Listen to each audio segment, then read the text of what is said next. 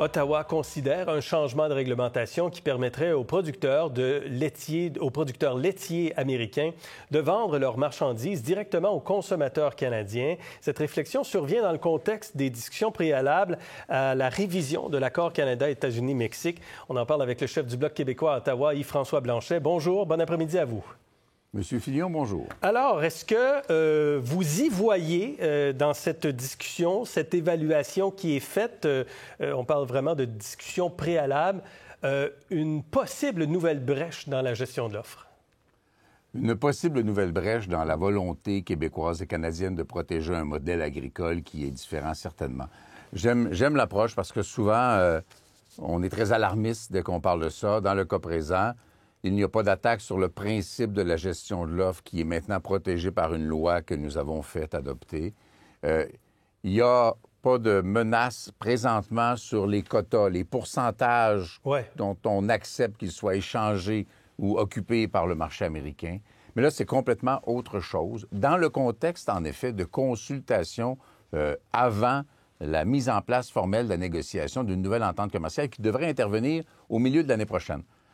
J'ai envie de vous dire que même si c'était Kamala Harris qui était présidente américaine, puis même si c'était pas M. Carney qui était premier ministre du Canada, la même chose se produirait. On est à cette étape-là de façon normale. Le gouvernement canadien n'a obtenu aucune accélération du processus, ni aucun gain, ni aucune renonciation à des tarifs par les Américains. Mais donc, est-ce mais sur la gestion de l'offre, par exemple, est-ce que vous sentez que cette administration américaine veut vraiment en découdre et veut vraiment gagner des points supplémentaires? Ce point-ci n'est pas sur la gestion de l'offre. C'est un autre angle d'attaque complètement qui n'est pas couvert par la loi. C'est de dire aux transformateurs canadiens qui étaient à peu près les seuls à pouvoir acheter des produits laitiers américains qu'ils importaient, qu'ils transformaient avant de mettre sur les tablettes des épiceries, en particulier les épiceries à grande surface, doit-on penser.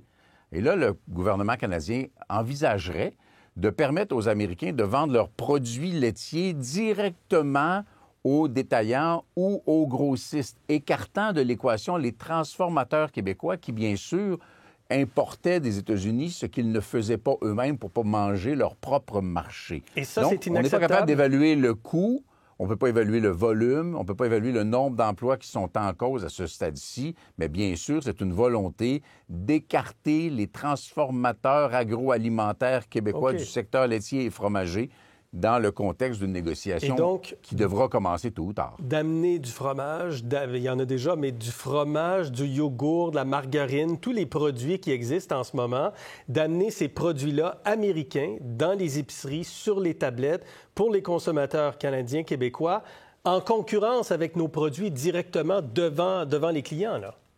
C'est exactement la volonté des États-Unis. Et là, j'entends déjà ceux qui vont dire « Ah, mais la marge de profit va être meilleure pour les grandes surfaces, les épiceries. » Mais notre modèle agricole est le fondement économique de nos régions. À bien des égards, c'est là que ça se passe. C'est ça qui construit une économie régionale dynamique. Lorsqu'on attaque ça, on attaque le modèle économique de nos régions et on attaque aussi la qualité des produits que les consommateurs, au milieu des plus grandes villes du Québec et du Canada, là, la qualité des produits, parce qu'ici, on n'utilisera pas les antibiotiques, on n'utilisera pas les hormones de croissance, et on va garantir une stabilité dans des prix qui est à la fois abordable pour le consommateur et qui garantit la viabilité du secteur agricole. Mais justement, quand on attaque ça, on compromet l'ensemble d'un modèle. Parce que les Américains vont bien sûr faire des demandes dans ça comme dans les autres secteurs. Espérons que cette fois-là, le gouvernement va tenir son bout parce que le gouvernement, à date, a renoncé sur tous les contre-tarifs à deux reprises, la défense, les frontières, l'attaque sur les géants d'Internet et n'a obtenu, à date, absolument aucun gain. Mais quand on se met dans la peau des consommateurs, puis des clients, puis des gens qui doivent batailler en ce moment depuis des années avec une inflation alimentaire qui a galopé, avec un coût de la vie qui est élevé, est-ce que, comme consommateur, on ne gagnerait pas à avoir accès à davantage de produits américains pour faire baisser les prix ou pour avoir plus de concurrence sur nos tablettes? Donc, on aura toujours avantage à prendre le produit le plus cheap possible, le moins sécuritaire possible, le moins cher possible en s'imaginant que c'est meilleur pour nous et pour notre économie. Lorsque les gens vous partez de ça, vous êtes certain que ce sont des moins bons produits? Ça l'est, parce que les pratiques agricoles américaines, c'est validé.